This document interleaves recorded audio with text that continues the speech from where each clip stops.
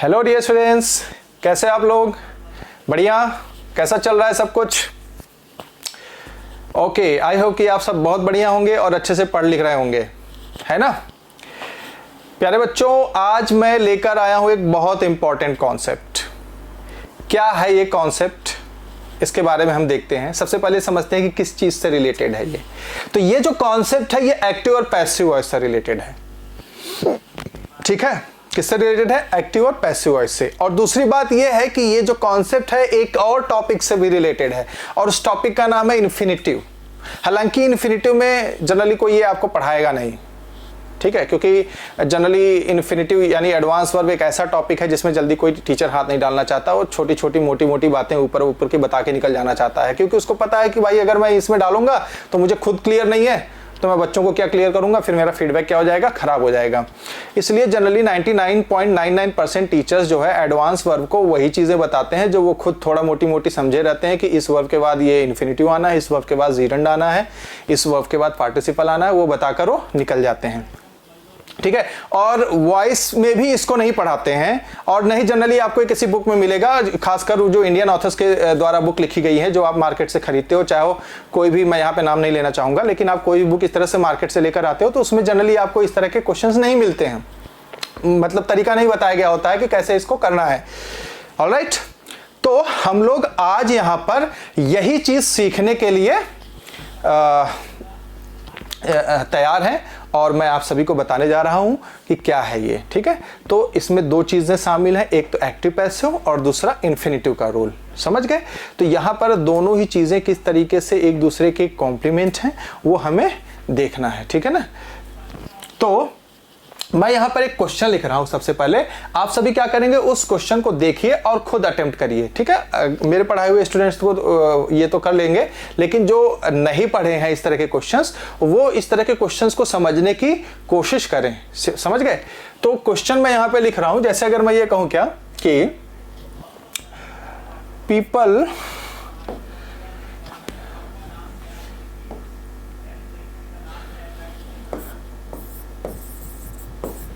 people say that our prime minister is a good leader. People say that our prime minister is a good leader. ये एक sentence है। इस sentence को आप सभी बहुत ध्यान से देखिए और इसको अटेम्प्ट करने की कोशिश करिए। इसका आप मुझे जो है वॉइस चेंज करके बताइए कि इसका वॉइस चेंज होगा कि नहीं होगा। ओके ओके, आई होप कि आप सभी ने अटेम्प्ट कर लिया है और देखते हैं कि क्या आप सभी ने सही बनाया है कि नहीं बनाया है। लेकिन इसका आंसर बताने से पहले मैं आप लोगों से एक दो बातें और कर लेना चाहता हूं, एक्टिव पैसिव वॉइस की कुछ बेसिक चीजें। ठीक है, जब डिटेल में पढ़ाऊंगा एक्टिव पैसिव वॉइस तो वहां पे तो हम देखेंगे ही। अभी फिलहाल मैं सिर्फ इस क्वेश्चन से रिलेटेड बात करूंगा और इसके आगे और भी जो एग्जांपल्स दूंगा उससे रिलेटेड बात करूंगा। ठीक है, तो जनरली एक्टिव वॉइस का स्ट्रक्चर क्या होता है? एक्टिव वॉइस का स्ट्रक्चर होता है कि एक सब्जेक्ट आएगा, हेल्पिंग वर्ब हो सकती है, ठीक है, ब्रैकेट में लिखने का मतलब वो ऑप्शनल है, आ भी सकता है नहीं भी आ सकता है, और एक ट्रांजिटिव वर्ब होगा। क्या होगा? Transitive verb. ट्रांजिटिव वर्ब का मतलब ये होता है कि जो अपने साथ ऑब्जेक्ट ले सकता है। अगर वर्ब ट्रांजिटिव नहीं है तो हम उसका वॉइस चेंज नहीं कर सकते हैं। ठीक है, और उस ट्रांजिटिव वर्ब के साथ क्या होगा? ऑब्जेक्ट होगा।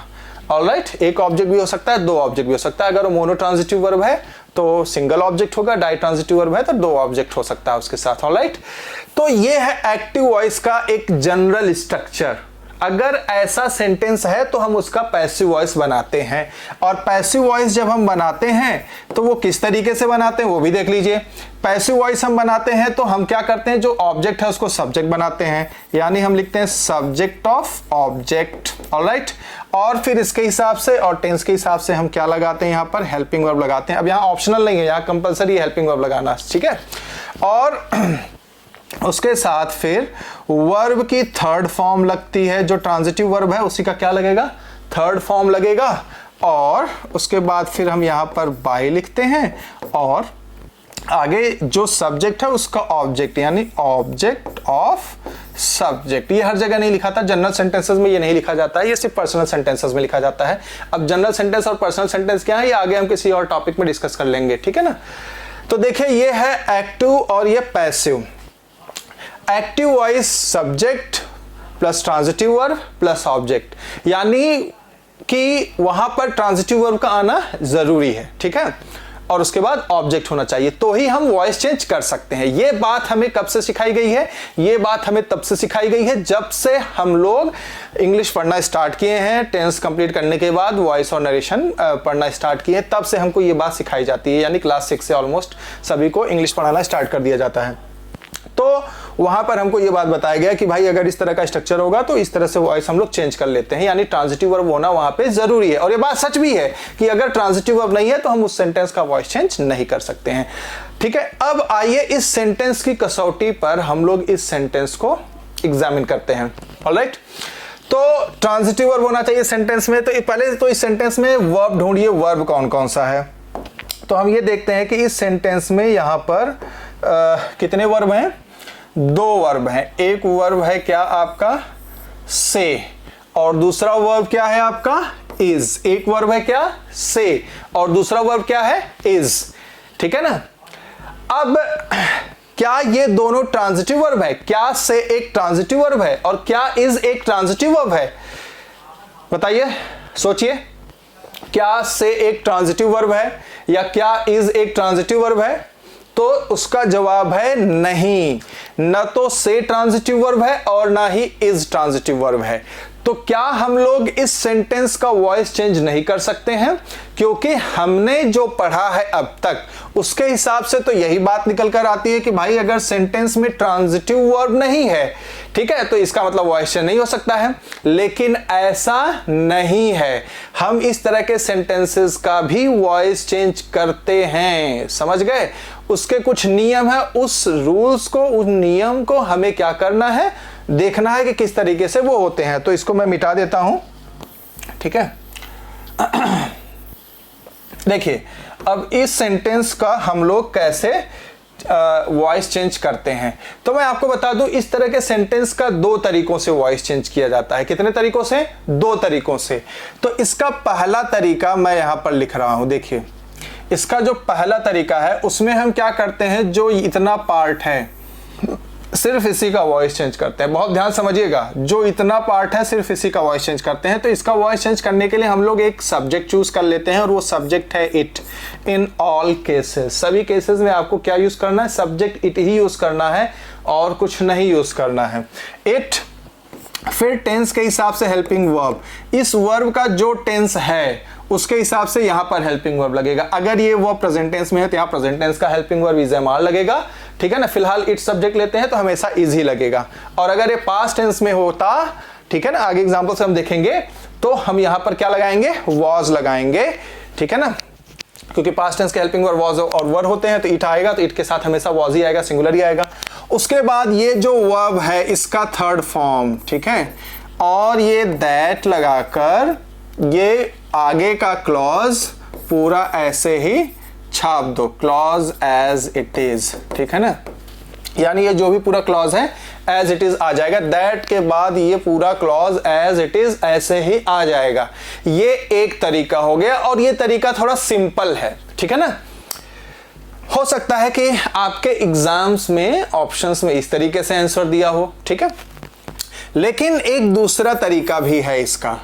और ये तरीका क्या है, उस तरीके को बताने से पहले मैं आपको ये बता दूं कि इसको हम लोग कंसीडर कर लेते हैं सब्जेक्ट 1, और यहां पर एक दूसरा सब्जेक्ट भी और प्राइम मिनिस्टर, ठीक है ना, इसको हम लोग कंसीडर कर लेते हैं सब्जेक्ट 2। तो हमारे समझने के लिए थोड़ा सा ज्यादा आसान हो जाएगा, इजी हो जाएगा। तो हम क्या करते हैं, अब यहां पर ये जो सब्जेक्ट 2 है इसको उठा के आप पहले लिखो, यानी सब्जेक्ट 2 लिखा। फिर इस वर्ब के टेंस के अकॉर्डिंग, हमें टेंस इसी का पकड़ना होता है, ऑलराइट।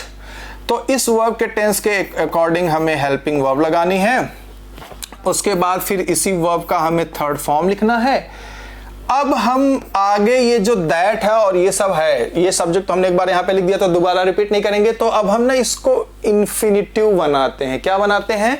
इन्फिनिटिव। और वो किस तरीके से बनाते हैं वही आपको समझना है। तो वर्ब के थर्ड फॉर्म के बाद आपको टू लगाना है। उसके बाद इस टू के बाद यहां पे जो सेकेंड वर्ब है इज या वॉज या मतलब जो भी हो, इसका हमें यहां पर क्या लगाना होता है? बेस फॉर्म लगाना होता है। क्या लगाना होता है? Base form.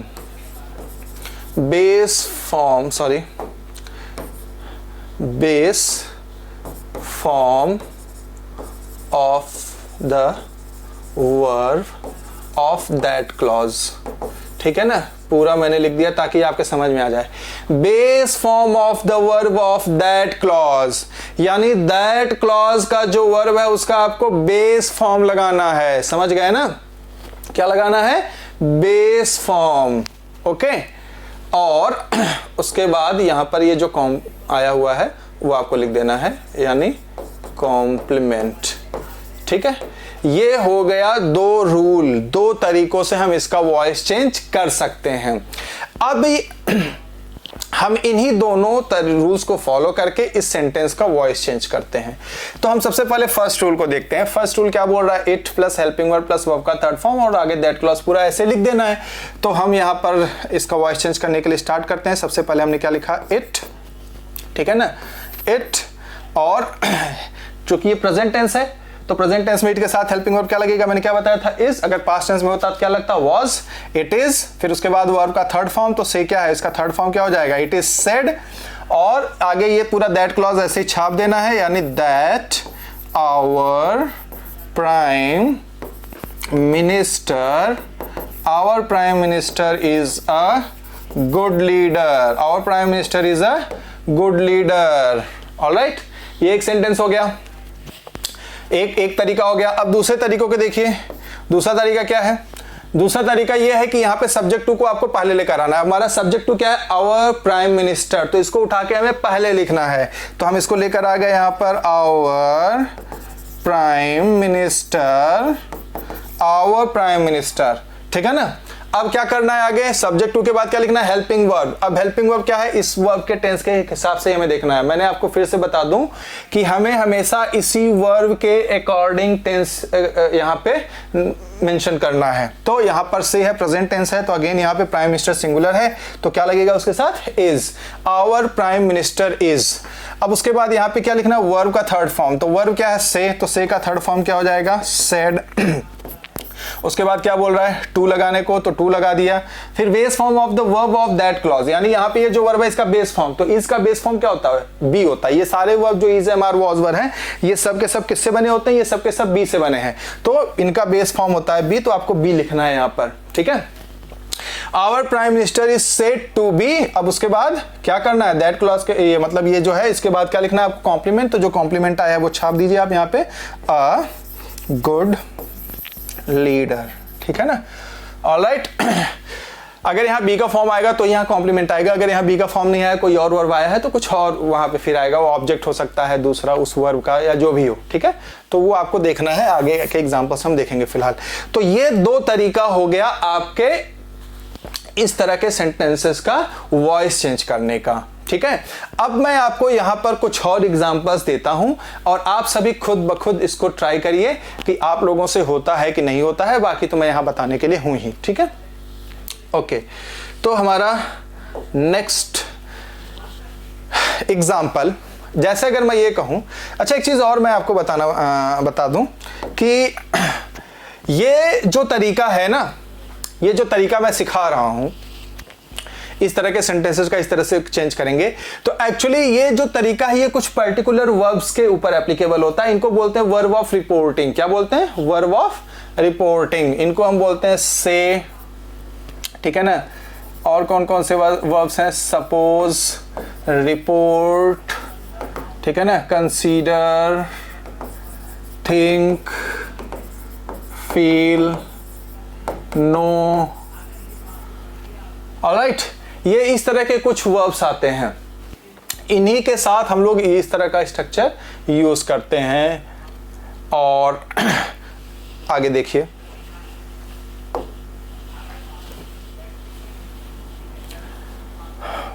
we think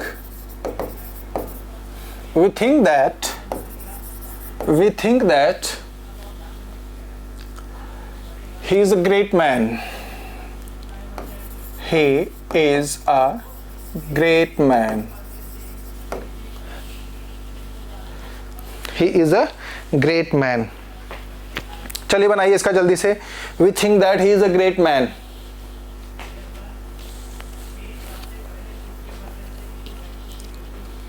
शाबाश. We think that he is a great man. देखिए इसका भी उसी तरीके से बनेगा. यहां पर एक वर्ब आया है क्या?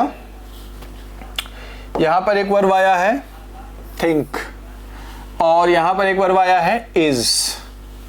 ठीक है, तो आइए देखते हैं किस तरीके से इसका वॉइस चेंज होता है. तो पहले क्या है, पहला तरीका हम लोग यूज करते हैं. तो क्या हो जाएगा, इट. टेंस कौन सा है, प्रेजेंट टेंस. तो इट के साथ हेल्पिंग वर्ब क्या लगेगा, इज. फिर यहाँ पे इसका थर्ड फॉर्म थॉट और उसके बाद हमें क्या करना है, पूरा दैट क्लॉज ऐसे ही छाप देना है. तो हम क्या करेंगे, that he is a good man. He is a good man. यह फर्स्ट तरीका हो गया. ठीक है ना. सेकंड तरीका क्या हो जाएगा, सेकंड तरीके में मैंने क्या बताया था, ये हमारा सब्जेक्ट 2 है, ये हमारा सब्जेक्ट 1 है. तो हम सब्जेक्ट 2 को उठा के पहले लेकर आएंगे. तो सब्जेक्ट 2 को उठा के पहले लेकर आओगे तो क्या हो जाएगा, ही. उसके बाद यहां पर क्या लिखा हुआ है, सॉरी ये प्रेजेंट टेंस है, प्रेजेंट. इसके बाद हेल्पिंग वर्ब लगाना है. तो प्रेजेंट टेंस के हिसाब से हेल्पिंग वर्ब क्या लगेगा, ही इसके साथ, ही के साथ इज लगेगा, ही इज. फिर इसी वर्ब का आपको थर्ड फॉर्म लिखना है, ही इज थॉट. उसके बाद अब क्या करना है, अब यहां दैट लगेगा क्या, नहीं. अब यहां दैट नहीं लगाना है. अब क्या लगाना है यहां पर, अब आपको यहां पर लगाना है टू. उसके बाद फिर यहां पे जो वर्ब है, यही रूल सिखाया था ना मैंने.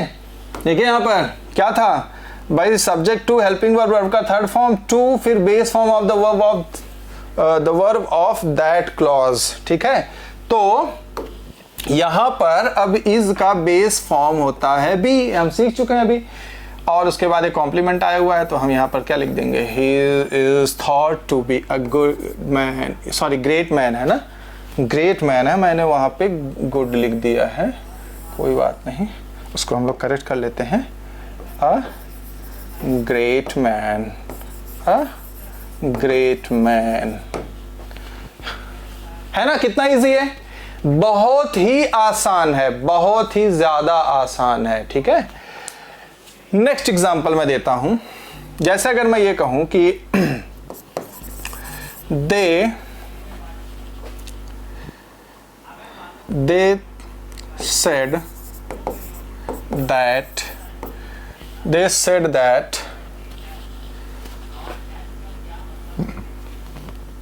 said that he was a cruel man. He was a cruel man. चलिए इसका बताइए. They said that he was a cruel man. बताइए, पहले आप लोग कोशिश करिए, फिर मैं बताने के लिए तो हूं ही, है ना. They thought that he was a cruel man. चलिए आइए देखिए, सबसे पहले हमें क्या करना है, हम इस तरीके से करके देखते हैं. तो पहला तरीका तो बहुत सिंपल है, इट. अब यहां पर इस वर्ब का टेंस क्या है, यहां सेड लिखा हुआ है, तो इसका टेंस क्या है, पास्ट टेंस. तो पास्ट टेंस में इट के साथ हेल्पिंग वर्ब क्या लगेगा, इट वाज. फिर इसका थर्ड फॉर्म सेड और दैट क्लॉज पूरा ऐसे ही आ जाएगा, that he was a cruel man, he was a cruel man. ठीक है ना, ये तो हो गया फर्स्ट तरीका. सेकंड तरीके की बात कर लेते हैं जल्दी से. सेकंड तरीके में हमें क्या करना है, सब्जेक्ट को उठा के पहले लेकर आना है. तो सब्जेक्ट हमने क्या लिख दिया, ही. टेंस के हिसाब से हेल्पिंग वर्ब यहाँ पे भी क्या लग गया, वाज. फिर इसी वर्ब का आपको थर्ड फॉर्म लिखना है, सेड. अब आपको क्या लगाना है, टू. फिर इस वर्ब का अब बेस फॉर्म आपको लगाना है. तो क्या हो जाएगा, बी. उसके बाद जो कॉम्प्लीमेंट आया है वो लिख दो, ही was said to be a cruel man. है ना, कितना आसान है, राइट. और आगे एग्जांपल्स देखते हैं, इसको आप सभी नोट कर लीजिए जल्दी से. देखिए अगला एग्जाम्पल, जैसे अगर मैं ये कहूं कि अगर ये कहा जाए पीपल से that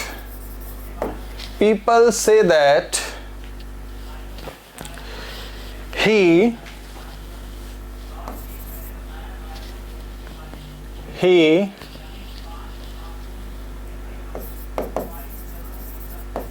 teaches very well. People say that he teaches very well. शाबाश, कोशिश करिए आप सभी।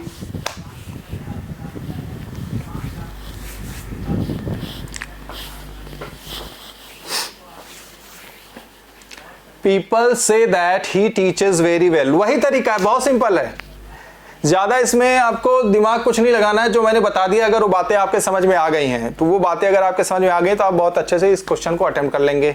नहीं समझ में आई हैं तो वेट करिए, ठीक है। पीछे के जो मैंने अब तक पढ़ा दिए हैं, पीछे का वीडियो उसको रिवाइंड करके देखिए और फिर यहाँ पर आइए इस क्वेश्चन पे। ऑलराइट, आई होप कि समझ में आ जाएगा।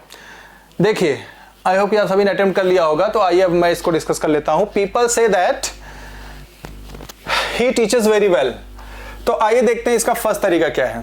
फर्स्ट तरीका तो बहुत सिंपल है, ठीक है। हमें इट लगाना है, फिर इसका टेंस देखना है, टेंस है प्रेजेंट टेंस, तो इट के साथ हेल्पिंग वर्ब क्या लग गया, इज। फिर से एक थर्ड फॉर्म आपको लिखना है सेड, इट इज सेड, और आगे दैट क्लॉज आपको पूरा ऐसे ही उतार देना है। It is said that he teaches very well, he teaches very well, है ना। कितना सिंपल है। अब दूसरा तरीका देख लीजिए। दूसरे तरीके में हमारा ये जो सब्जेक्ट है इसको हम उठा के पहले लेकर आते हैं, तो ये क्या हो जाएगा, ही, और अब टेंस के हिसाब से हेल्पिंग वर्ब क्या लगेगा, इज, और उसके बाद वर्ब का थर्ड फॉर्म तो सेड।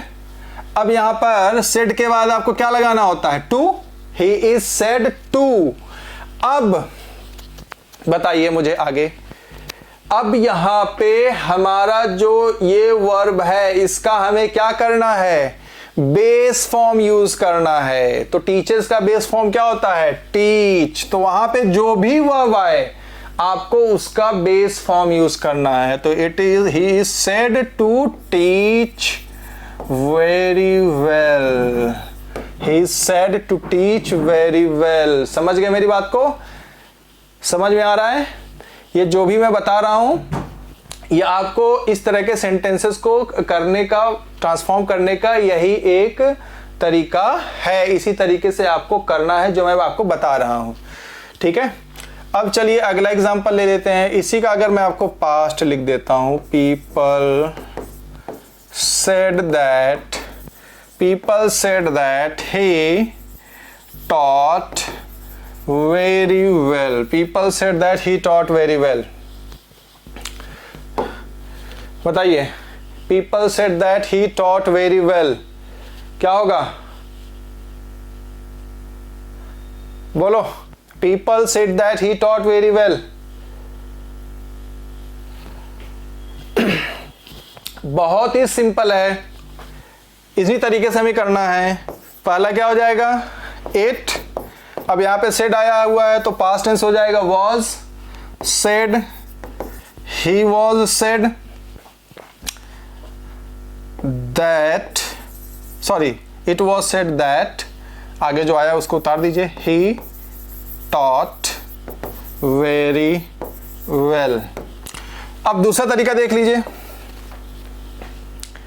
दूसरा तरीका क्या है, जो सब्जेक्ट है उसको पहले लेकर आना है, वॉज, फिर वर्ब का थर्ड फॉर्म सेड, फिर टू लगाना है, और उसके बाद जो बेस फॉर्म है तो क्या हो जाएगा, base form teach. He was said to teach very well.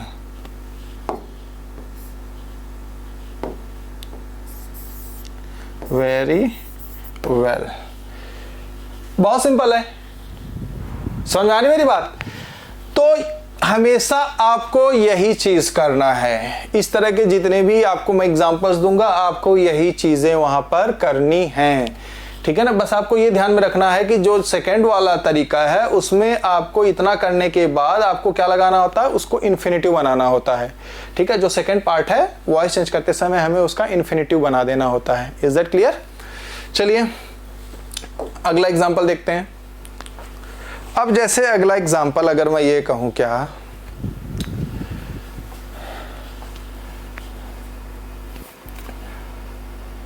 Students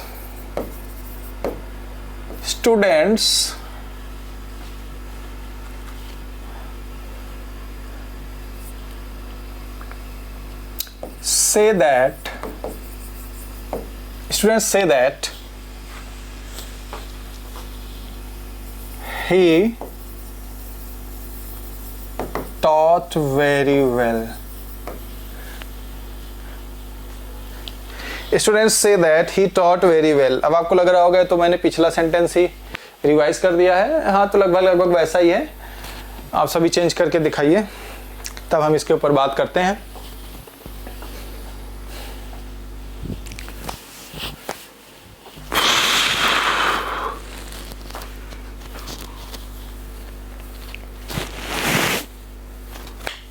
बन गया? स्टूडेंट से that he taught very well. बोलो भाई, बन गया? नहीं बना? ओके, कुछ लोगों का बन गया, कुछ लोगों का नहीं बना। आइए देखते हैं कि किसने सही बनाया है और किसने गलत बनाया है।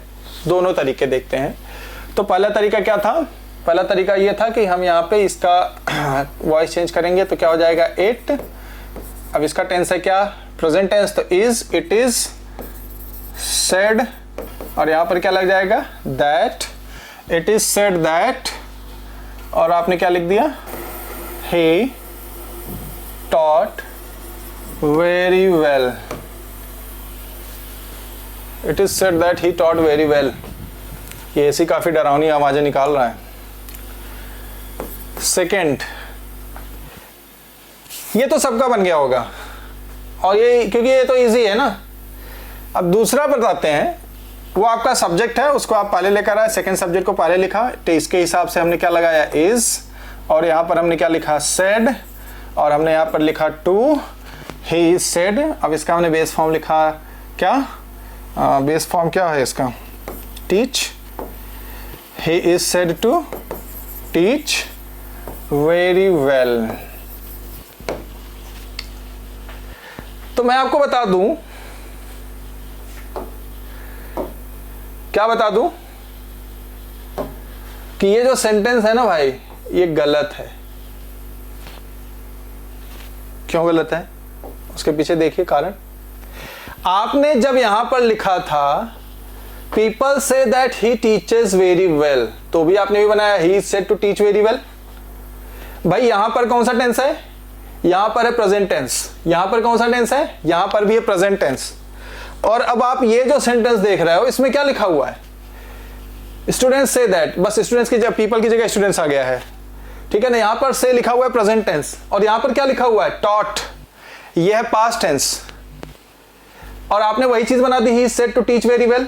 तो भाई प्रेजेंट और पास्ट में कुछ तो डिफरेंस होना चाहिए। He is said to teach very well, यहां पर जब दोनों ही प्रेजेंट हैं, और यहां पर आप देख रहे हैं कि ये प्रेजेंट है और ये पास्ट में, तब भी आप वही बना रहे हैं। तो फिर स्टूडेंट या एग्जामिनर या कोई व्यक्ति ये कैसे चेक कर पाएगा कि भाई ये चीज प्रेजेंट में है, ये चीज पास्ट में है।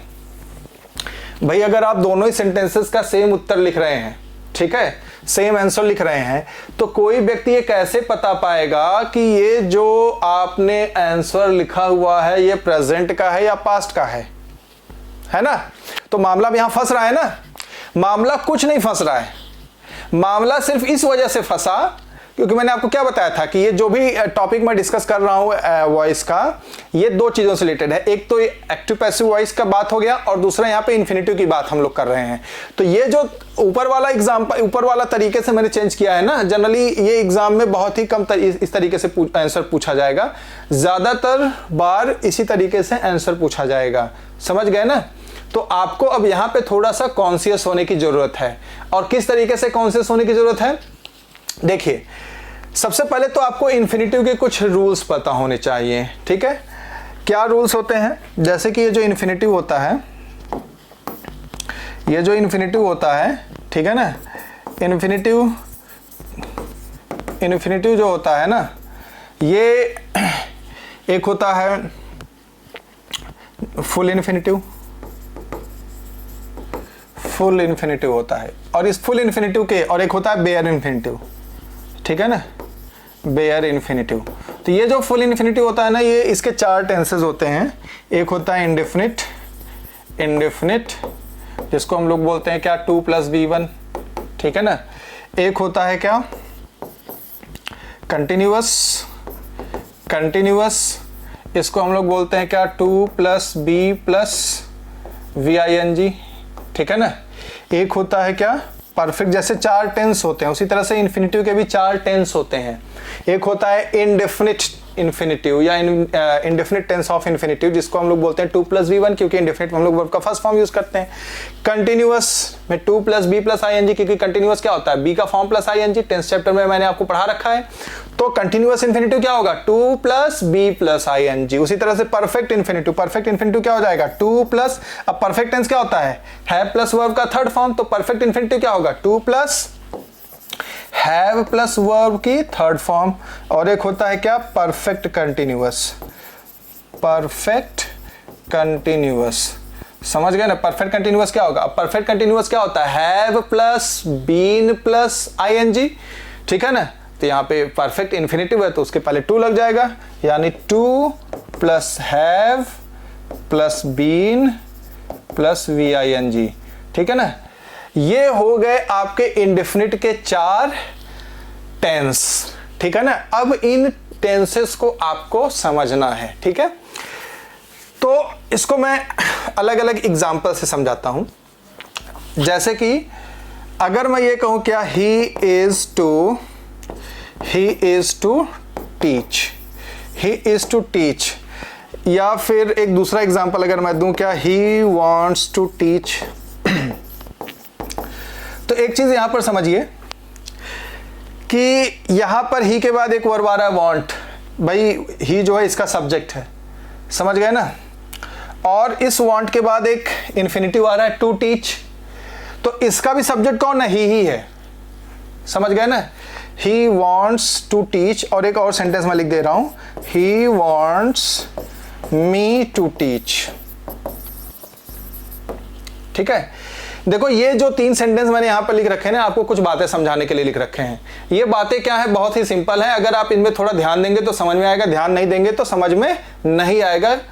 ऑलराइट, देखो ये बात ये है कि जब मैं यहां पर ये सब्जेक्ट लिखा, इसके बाद मैंने एक वर्ब लिखा, उसके बाद एक इन्फिनिटिव लिखा, यहां पर मैंने एक सब्जेक्ट लिखा, उसके बाद एक वर्ब लिखा, उसके बाद मैंने एक इन्फिनिटिव लिखा, यहां पर मैंने एक सब्जेक्ट लिखा, उसके बाद एक वर्ब लिखा, उसके बाद अब मैंने यहां पे क्या लिखा, ये क्या लिखा मैंने ऑब्जेक्ट है ये, और उसके बाद फिर मैंने इन्फिनिटिव लिखा। तो ये दोनों सेंटेंसेस एक तरह के हैं और ये सेंटेंस जो है थोड़ा अलग तरह का है। इन दोनों सेंटेंसेस में जो इन्फिनिटिव है उसका सब्जेक्ट कौन है, ही है। क्यों, तो आपको यहां पर ये बात समझ लेना है कि जब जो है सब्जेक्ट के बाद वर्ब लिखा हो और उस वर्ब के बाद एक इन्फिनिटिव लिखा हो, तो उस इन्फिनिटिव का भी सब्जेक्ट कौन होता है, वही होता है, समझ गए ना। यानी यहां पर इन दोनों ही वर्ब का सब्जेक्ट कौन है, ही है। यहां पर इन दोनों ही वर्ब का सब्जेक्ट कौन है, ही है, ठीक है। लेकिन अब इस थर्ड वाले सेंटेंस में ध्यान देना, इस थर्ड वाले सेंटेंस में यहां पर सब्जेक्ट लिखा हुआ है, फिर एक वर्ब आया है, ऑब्जेक्ट आया है, उसके बाद फिर क्या लिखा हुआ है, एक इन्फिनिटिव लिखा हुआ है। तो अब यहां पर यह चीज आपको समझनी है कि जब सब्जेक्ट के बाद वर्ब आया और वर्ब के बाद ऑब्जेक्ट लिखा हो और उस ऑब्जेक्ट के बाद अगर इन्फिनिटिव लिखा हुआ है तो उस इन्फिनिटिव का सब्जेक्ट ही नहीं होगा, उसका सब्जेक्ट कौन होगा, मी, ये जो ऑब्जेक्ट है। अगर ऑब्जेक्ट के बाद इन्फिनिटिव लिखा हुआ है तो उसका सब्जेक्ट कौन होगा, मी होगा, मतलब जो ऑब्जेक्ट है वो होगा। Is that clear to everybody. अगर ये आपको बात समझ में आ रही है तो मैं यहां पे जो बताऊंगा इसका आंसर, ठीक है ना, जो ये गलत है वो आपको समझ में आएगा। अगर ये बात नहीं समझ में आ रही है तो आपके समझ में फिर ये चीजें नहीं आएंगी। तो बहुत ही अच्छे से मैं आपको बताने की कोशिश कर रहा हूं, तो इस चीज को समझ लो और नोट कर लो बल्कि अपनी कॉपी में, ठीक है ना। जो सेंटेंस मैं बोल रहा हूं कि अगर किसी सब्जेक्ट के बाद वर्ब आ रहा है, वर्ब के बाद एक इन्फिनिटिव आ रहा है, तो उस इन्फिनिटिव का भी सब्जेक्ट कौन होगा, वही मेन वर्ब का सब्जेक्ट भी उस इन्फिनेटिव का भी सब्जेक्ट होगा। जैसे यहाँ पे वांट है मेन वर्ब, इसका सब्जेक्ट कौन है? ही, और इसके बाद एक इन्फिनेटिव आया हुआ है इस वर्ब के, तो इसका भी सब्जेक्ट कौन हुआ? ही हुआ। उसी तरीके से यहाँ पर भी, ठीक है ना, इज आया हुआ है वर्ब, उसके बाद टू टीच लिखा हुआ है, तो इसका भी सब्जेक्ट कौन हुआ? ही हुआ। ठीक है, लेकिन इस सेंटेंस में आप सभी देख रहे हैं कि he wants me to teach लिखा हुआ है, यहां पर बीच में मैंने एक ऑब्जेक्ट लगा दिया, यानी मेन वर्ब के बाद मैंने क्या लिख दिया? ऑब्जेक्ट, और उसके बाद इन्फिनेटिव लिखा हुआ है। तो अब यहां पर आपको ये सेंटेंस, ये नोट लिखना है कि अगर मेन वर्ब के बाद ऑब्जेक्ट आता है और ऑब्जेक्ट के बाद अगर कोई इन्फिनेटिव आता है, तो उस इन्फिनेटिव का सब्जेक्ट वो ऑब्जेक्ट होगा, उस इन्फिनेटिव का सब्जेक्ट वो ऑब्जेक्ट होगा, न कि मेन वर्ब का सब्जेक्ट। Is that clear? तो अगर ये बात समझ में आ गई है तो बहुत अच्छी बात है, नहीं समझ में आई है तो समझने की कोशिश करिए। अब जो मैंने बता तो दी, अब इससे ज़्यादा सिंपल तरीके से तो नहीं बताया जा सकता। ठीक है, तो यानी अब यहाँ पे टू टीच का सब्जेक्ट कौन है? मी है। ओके, तो ये हो गया एक बात। अब इसी तरीके से कंटिन्यूअस इन्फिनेटिव, ये तो क्या हो गया? Indefinite infinitive. क्या हो गया? इंडेफिनिट इन्फिनेटिव हो गया। ठीक है, इसी तरीके से कंटिन्यूअस इन्फिनेटिव यूज किया जाता है। कंटिन्यूअस मतलब ये हो गया कि उसी टाइम जो है चल रहा है कोई काम। जैसे कि एक एग्जांपल मैं आपको दे देता हूं।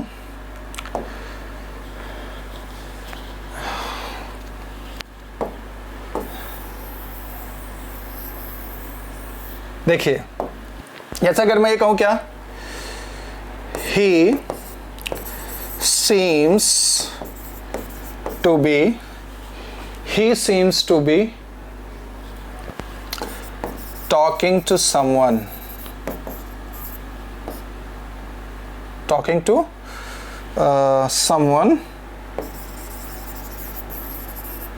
on phone। ठीक है ना? अब यहां पर देखिए मैंने क्या यूज किया है, मैंने यहां पे यूज किया है कंटिन्यूअस इन्फिनेटिव। यहां पर आया टू, बी और ing, समझ गए ना? तो यहां पे हम ये दिखाते हैं कि कोई चीज चल रही है। He seems to be talking to someone on phone, इसका मतलब ये हो गया कि ऐसा प्रतीत हो रहा है किसी से फोन पे बात कर रहा है। समझ गए ना? तो ये चीज है, इसको हम बोलते हैं कंटिन्यूअस इन्फिनेटिव। और इसी तरीके से परफेक्ट इन्फिनेटिव भी हो सकता है। जैसे कि मैं कहूं क्या, he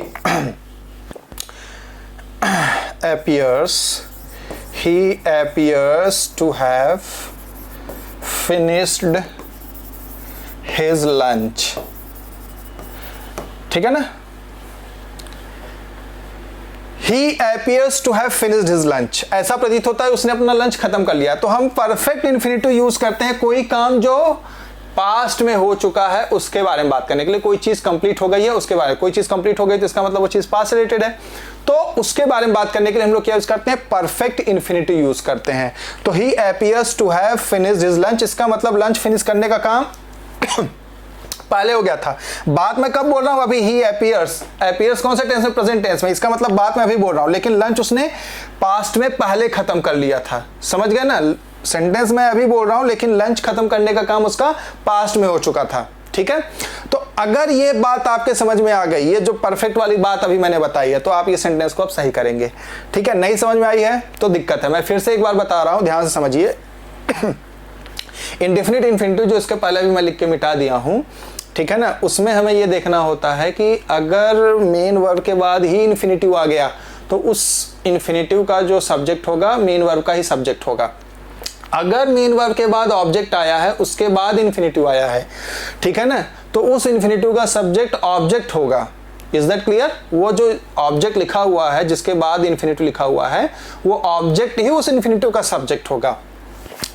अब यहां पर मैं कंटिन्यूअस इन्फिनेटिव की बात करता हूं। कंटिन्यूअस इन्फिनेटिव में to plus V plus ing आता है। यहां पे हम बताते हैं कि कोई चीज चल रही है सॉरी, कोई चीज चल रही है, और उसके बाद यहां पर परफेक्ट इन्फिनेटिव में हम ये बताते हैं कि परफेक्ट इन्फिनेटिव में जो बात लिखा हुआ है वो चीज जो है खत्म हो चुका है। कंटिन्यूअस इन्फिनेटिव में जो बात लिखी है वो चीज चल रही है, यानी अभी वो बात कर रहा है। समझ गए ना? और परफेक्ट इन्फिनेटिव में ये चीज हो चुकी है, ये काम पूरा हो चुका है, यानी ये पास्ट का है। Is that clear? तो परफेक्ट इन्फिनेटिव में हम ये दिखाते हैं कि कोई काम कंप्लीट हो चुका है पहले ही। Is that clear? तो अब अगर ये चीज समझ में आ गई है तो यहां पर हम अब इसके बारे में बात करते हैं। मैं ये सारी चीज़ें यहाँ पर मिटा देता हूँ, ठीक है। आप सभी क्या करना, नोट कर लेना। फिलहाल यहाँ पे परफेक्ट इन्फिनिटिव, ये सब आगे कंटिन्यूअस इन्फिनिटिव और परफेक्ट कंटिन्यूअस इन्फिनिटिव, ये सब आपको इन्फिनिटिव टॉपिक में पढ़ाया जाएगा। अभी मैं आपको सिर्फ ये सवाल बताने के लिए कर रहा था। अब यहाँ पर देखिए ये चीज़ प्रेजेंट में, सॉरी ये क्या कर दिया मैंने, स्टूडेंट्स से दैट, ठीक है ना, ये सेड था, ओके ओके। देखिए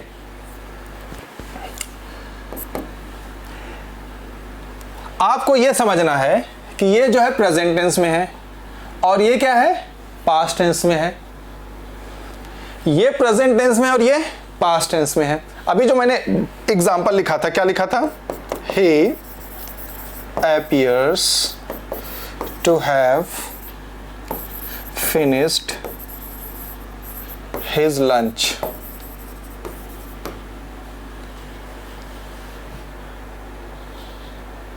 समझ गए ना। अगर इस सेंटेंस को मैं ब्रेक करके लिखूं, अगर इस सेंटेंस को मैं ब्रेक करके लिखूं तो ये सेंटेंस कुछ इस तरीके से हो जाएगा, it appears that he finished his lunch. It appears that he finished his lunch. समझ में आ गई बात।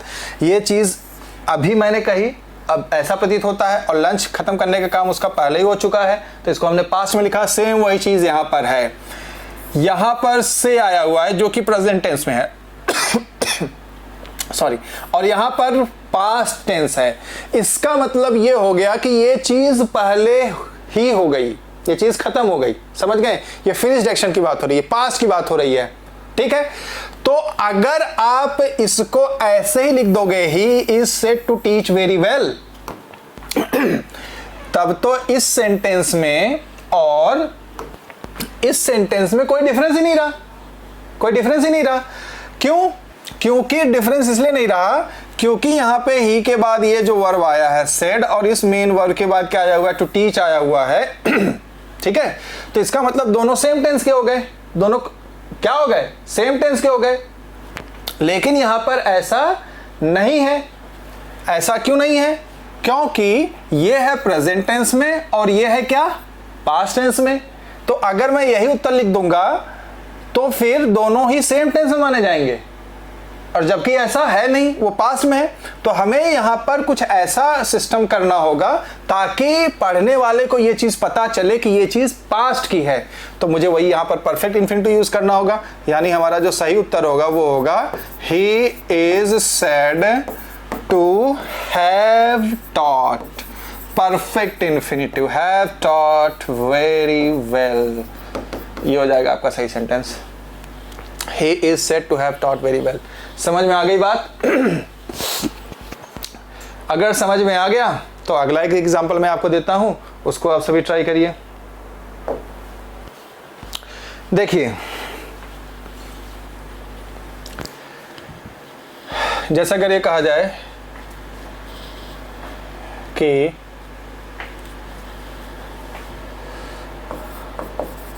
students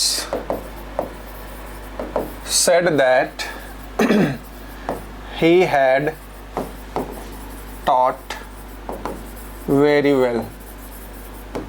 चलिए बताइए इसका। Students said that he had taught very well।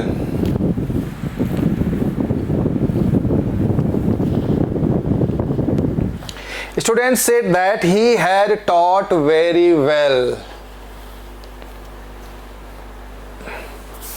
Okay, देखिए कुछ बच्चे इसका कोशिश किए हैं।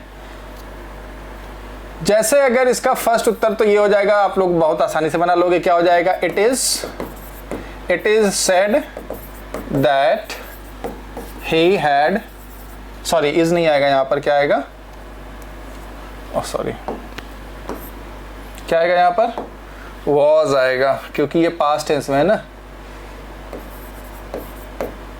तो क्या हो जाएगा? It was said that he had taught very well, he had taught very well. It was said that he had taught very well. अब इसका दूसरा क्या बनाएंगे भाई, वो हमारा सब्जेक्ट है, सेकंड सब्जेक्ट, उसको उठा के हमने पहले लिखा, पास्ट टेंस में है तो वॉज लगा दिया, फिर वर्ब का थर्ड फॉर्म सेड टू। अब यहां पर क्या करें, to, he was said to teach very well, ये लिखें तो ये क्या हो जाएगा, गलत हो जाएगा। क्यों गलत हो जाएगा भाई, उसके पीछे कुछ कारण है। देखिए यहां पे आपने एक सेंटेंस लिखा था, कहाँ गया सेंटेंस, ये देखिए आपने लिखा था people said that he taught very well. ये कौन सा टेंस है, पास्ट टेंस है, पास्ट इंडेफिनिट। ये कौन सा टेंस है, ये भी पास्ट इंडेफिनिट है। तो यहां पर हमने ही वॉज सेड टू, इसके बाद हमने क्या लिखा, ये लिख दिया, तो इसका मतलब दोनों ही वर्ब का टेंस क्या है, सेम है। Is that clear. लेकिन अब इस एग्जांपल में,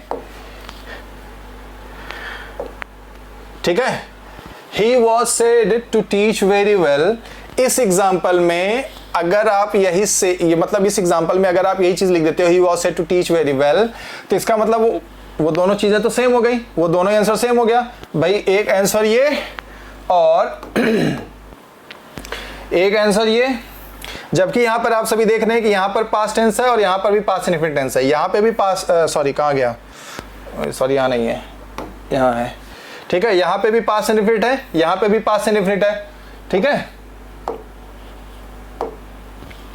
जबकि आप सभी यहां पर देख पा रहे हैं कि यहां दोनों जगह पास्ट इंडेफिनिट नहीं है, यहां पर पास्ट इंडेफिनिट है, लेकिन यहां पर क्या है, पास्ट परफेक्ट है। और आप सभी ये बात अच्छी तरह जानते हैं कि पास्ट परफेक्ट जो होता है वो पास्ट इंडेफिनिट से भी पहले होता है, ठीक है।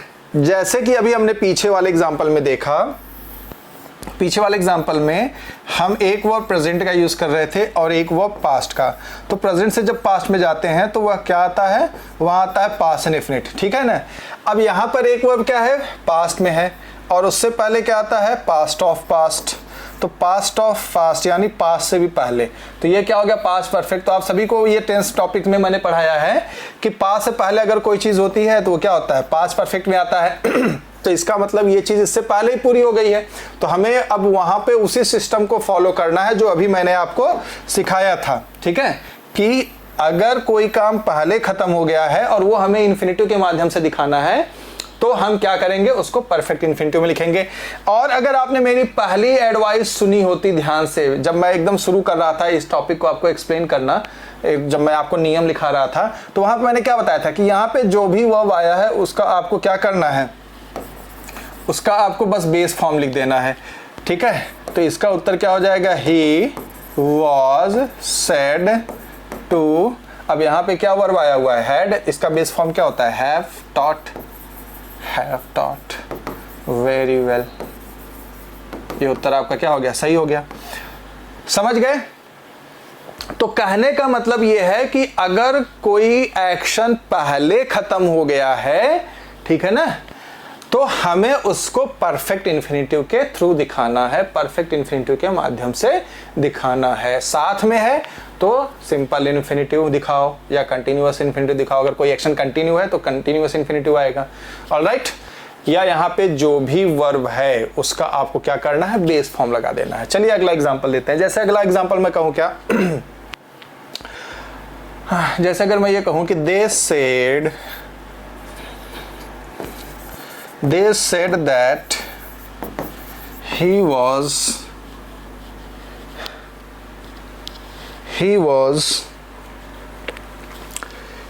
waiting for someone. They said that he was waiting for someone. चलिए कोशिश करिए इसका, बहुत ही सिंपल है, बहुत ही सिंपल। इसका पहला तरीका क्या हो जाएगा, इट इज, सॉरी यहाँ पास्ट टेंस है तो ये क्या हो जाएगा, it was said that he was waiting for someone,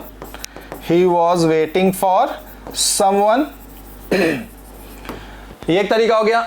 दूसरा तरीका हो जाएगा, दे सेड दैट, सॉरी ये तो मैंने वही कॉपी कर लिया।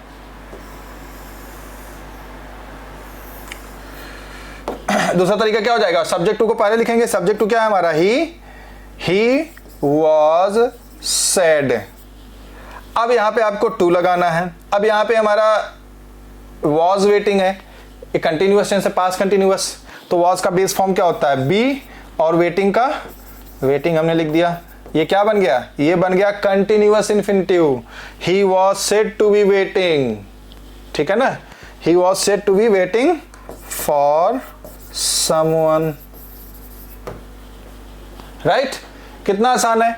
अगर हमको एक छोटी सी बेसिक चीज हमारी क्लियर हो जाए तो हम लोग सब चीज क्या करते हैं, फटाफट फटाफट कर लेते हैं, जल्दी से हो गया। नेक्स्ट एग्जांपल देखिए। नेक्स्ट एग्जांपल अगर मैं आपको दूं, जैसा अगर मैं ये कहूं क्या,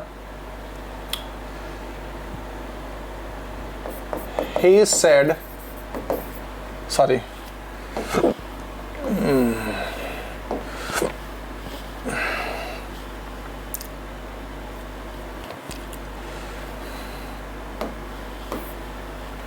जैसा अगर ये कहूं कि everyone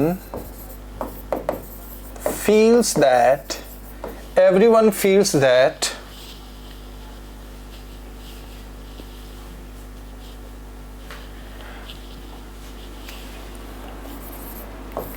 he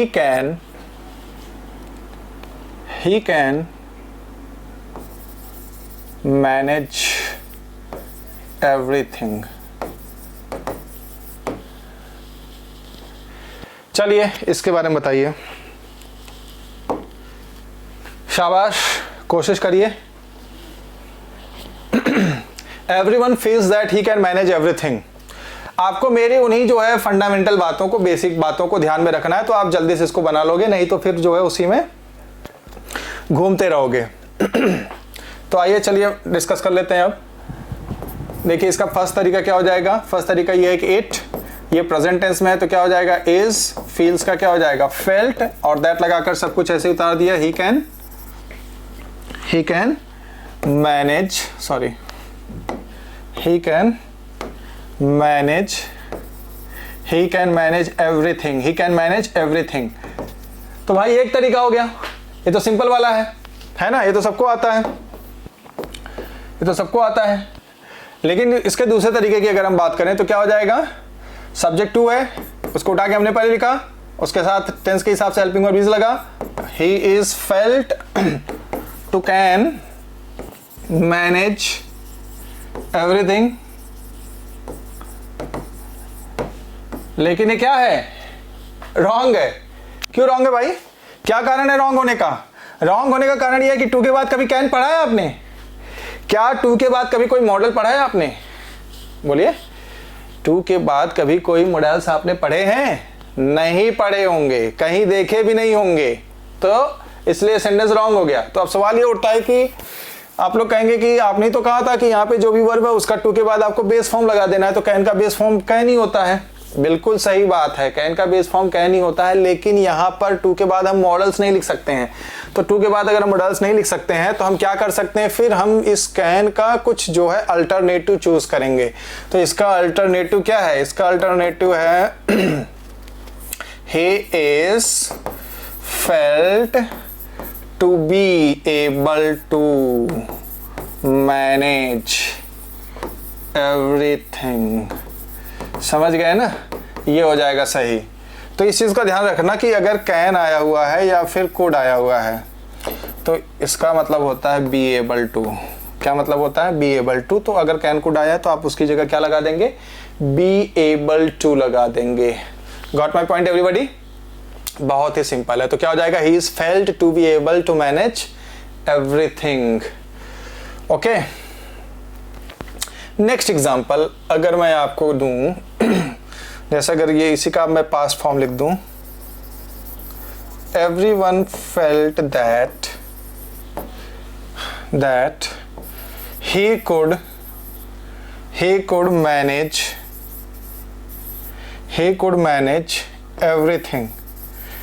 manage everything। चलिए बताइए, बहुत ही सिंपल है। क्या हो जाएगा, पहला तरीका तो क्या हो गया, इट वॉज फेल्ट, वॉज यहाँ पर आ जाएगा क्योंकि ये पास्ट इंडेफिनिट में लिखा हुआ है। इट वॉज फेल्ट दैट, और ये पूरा सेंटेंस ऐसे ही आ जाएगा, ही कुड मैनेज एवरीथिंग। ये एक तरीका हो गया। दूसरा तरीका क्या हो जाएगा? दूसरा तरीका हो जाएगा, वो सब्जेक्ट टू है उसको उठा के हमने पहले लिखा, ही वॉज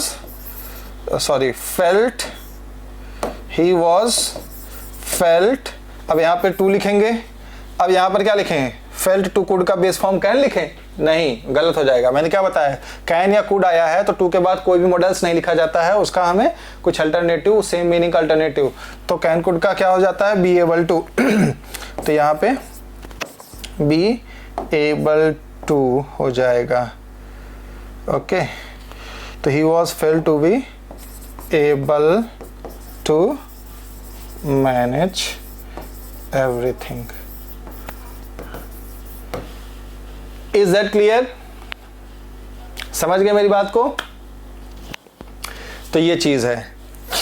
अब हम लोग जो है लास्ट का कुछ एग्जांपल्स और देख लेते हैं, 2-3 एग्जांपल्स। तो आज की क्लास यहीं पर ख़त्म कर देंगे, लेकिन पहले वो एग्जांपल्स देख लें। जैसा अगर मैं ये कहूँ क्या कि he says that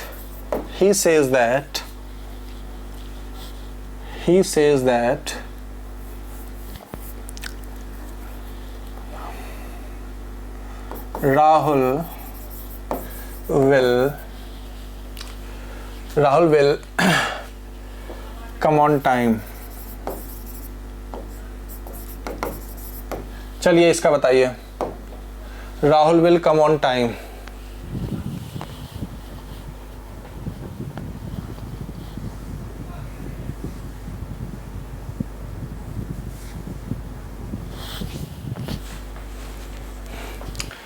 तो क्या बन जाएगा इसका?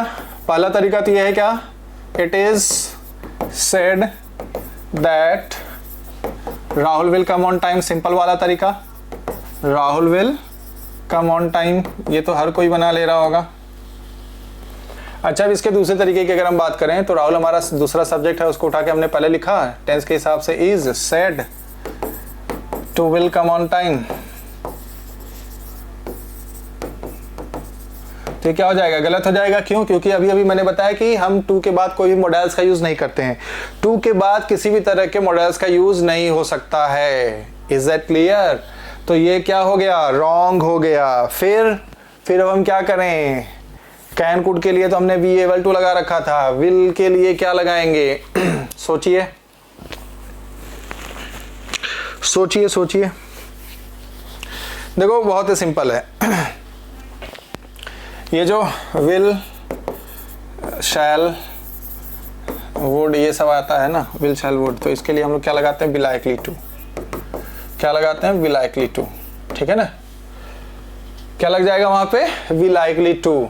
तो इसका सही उत्तर क्या हो जाएगा? इसका सही उत्तर हो जाएगा Rahul is said to be likely to come on time. ये हो जाएगा इसका सही उत्तर। ठीक है, तो ये चीजें आपको ध्यान में रखनी है कि विल शैल वुड आता है तो आपको बी लाइकली टू लगाना है, कैन कुड आता है तो एबल टू लगाना है, बाकी दूसरा कोई वर्ब आता है तो उसका आपको क्या लगा देना है? बेस फॉर्म लगा देना है। ठीक है, तो ये चीज है। एक और एग्जांपल मैं आपको दूं, जैसे अगर मैं कहूं कि he said that Rahul will come on time। Sorry, सही गलत के लिए मैंने ये लगा दिया। बताइए, he said that Rahul will come on time। शाबाश। देखो आप में से कई लोग ने इसका वॉइस चेंज करना शुरू भी कर दिए होंगे, लेकिन मैं आपको बता दूं इस सेंटेंस का वॉइस चेंज नहीं हो सकता है। क्यों नहीं हो सकता है भाई? इस सेंटेंस का वॉइस चेंज इसलिए नहीं हो सकता है, यहाँ पास्ट टेंस है, यहाँ फ्यूचर टेंस है। ठीक है भाई, यहाँ प्रेजेंट है, आगे प्रेजेंट फ्यूचर है, वॉइस चेंज हो सकता है, लेकिन यहाँ पास्ट है और आगे जो है प्रेजेंट या फ्यूचर रहेगा तो वॉइस चेंज नहीं हो सकता। यहाँ पे पास्ट होता तो वही वॉइस चेंज होता है। जैसे अगर यहाँ विल की जगह वुड होगा तो हम इसका वॉइस चेंज कर सकते हैं, ठीक है ना। अगर विल की जगह यहाँ हम वुड लिख दें तब इसका वॉइस हम चेंज कर सकते हैं, और चेंज करेंगे तो इसी तरीके से हो जाएगा, बस इसकी जगह क्या हो जाएगा, वॉज हो जाएगा। Rahul was said to be likely to come on time. Alright, तो आई होप कि आप सभी को ये जो टॉपिक है वॉइस से रिलेटेड और इन्फिनिटिव से रिलेटेड समझ में आया होगा। अगर नहीं समझ में आया है तो आप सभी अपने जो भी डाउट्स हैं वो कमेंट में लिखें, ठीक है, मैं उनको पढ़ के और जो भी डाउट्स हैं अगला वीडियो मैं उनके ऊपर बना दूंगा। Is it clear? तो आज के लिए फिलहाल इतना ही। Thank you very much.